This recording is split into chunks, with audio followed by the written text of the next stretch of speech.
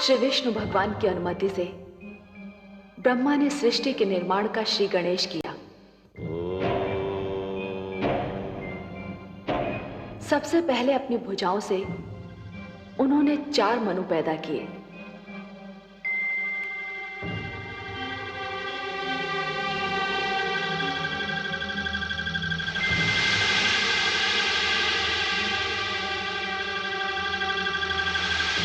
और उनसे मानव जाति की उत्पत्ति का भार उठाने को कहा।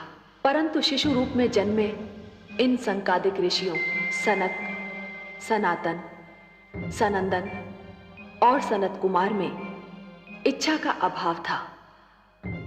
मैं तुम्हें आज्ञा देता हूं, जो कार्य तुम्हें सौंपा है उसे तुम पृथ्वी पर जाकर पूर्ण करो।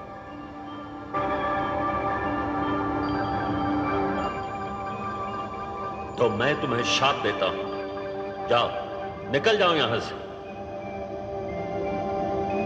उन्होंने मानव जाति को जन्म देने जैसा महान भार उठाने में स्वयं को असमर्थ पाया। इच्छा का संबंध ज्ञान से है और ज्ञान की जड़ें विद्या में होती हैं। ब्रह्मा ने यह सोचकर निर्णय लिया कि मानव से पहले सृष्टि में ज्ञान का उजाला फैलाना चाहिए। जीवन को ज्ञान मिलने से पहले ज्ञान को जीवन मिलना चाहिए।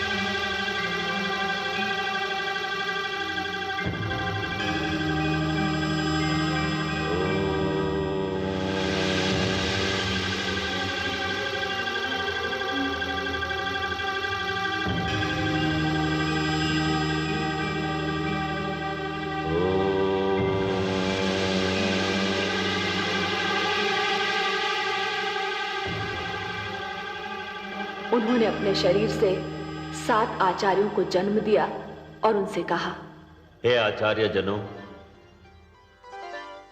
हे वशिष्ठ, हे क्रतु, हे पुलह, हे पुलस्त्य, हे अंगिरा, हे अत्रि, हे मरीचि। सृष्टि में मानव जीवन का आगमन होने वाला है। मानव को शिक्षा देना, उसके जीवन को दिशा देना आपके जन्म का कारण भी है और उद्देश्य भी। उसके मार्ग में ज्ञान का प्रकाश फैलाएंगे आप। उसे परिवार और गुरुकुल परंपरा के ढंग सिखाएंगे। हे परमपिता, आपकी आज्ञा का पालन हो।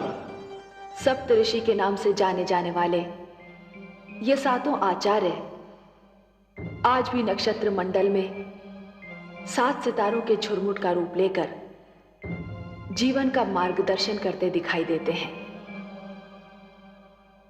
फिर आया वो क्षण जिसकी सृष्टि सांस थामे राह देख रही थी। रचना क्रिया का सबसे महान क्षण, मानव जीवन के आगमन का सुनहरा पल।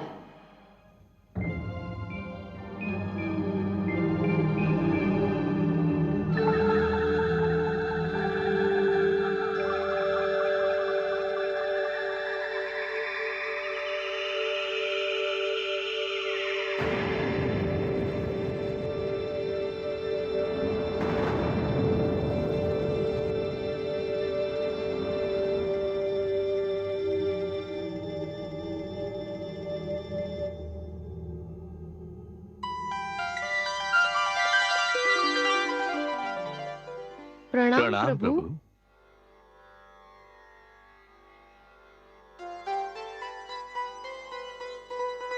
हे मनु, हे शतरूपा, आप दोनों मिलकर सृष्टि में मानव जीवन के प्रारंभ की घोषणा है।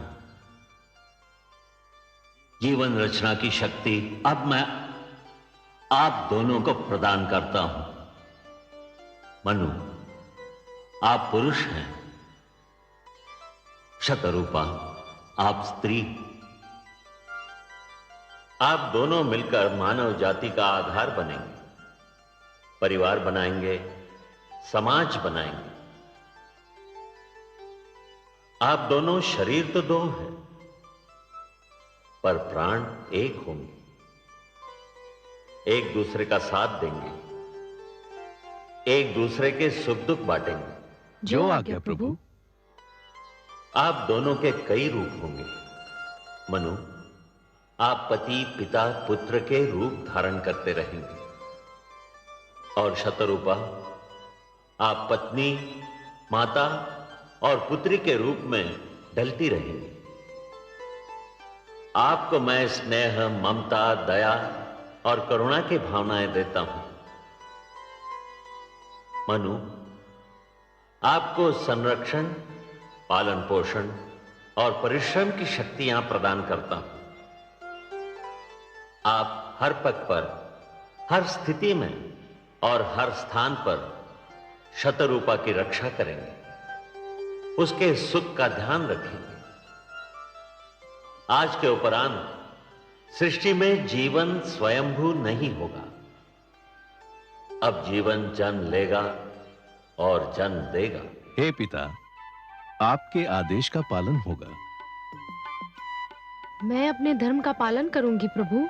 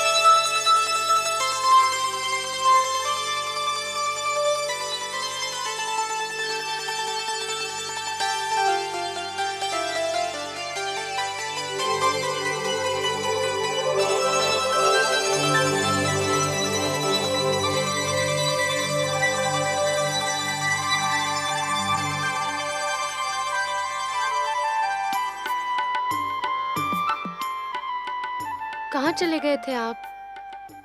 आपको पास ना पाकर मैं कितनी घबरा गई थी। क्यों चले गए थे मुझसे दूर?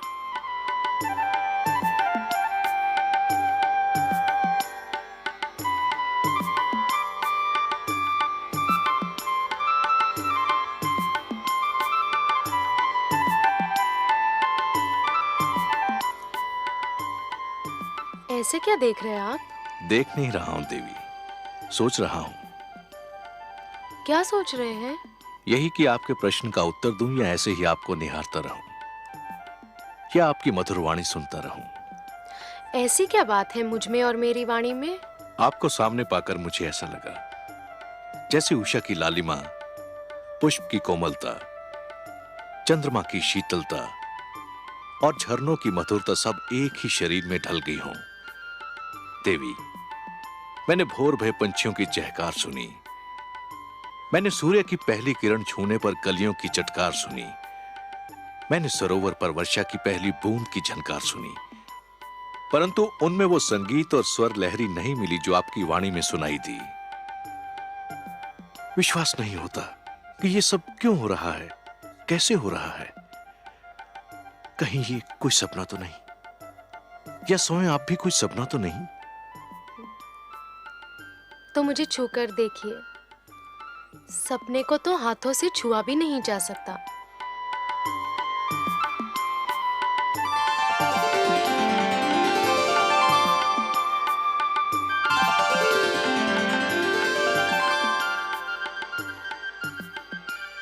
अब पता चला कि मैं सपना हूं या सत्य? आप सत्य हैं देवी, सृष्टि का सबसे सुंदर सत्य। ब्रह्मा ने मुझे आपके विषय में बहुत सारी बातें बताई थीं, परंतु एक बात नहीं बताई थी जो मैंने अब जान ली है। कौन सी बात? यही कि आप मेरी संगिनी नहीं, मेरी आवश्यकता भी हो। आपने अधूरी बात जानी स्वामी। क्यों? पूरी बात यह है कि हम दोनों एक दूसरे की आवश्यकता है।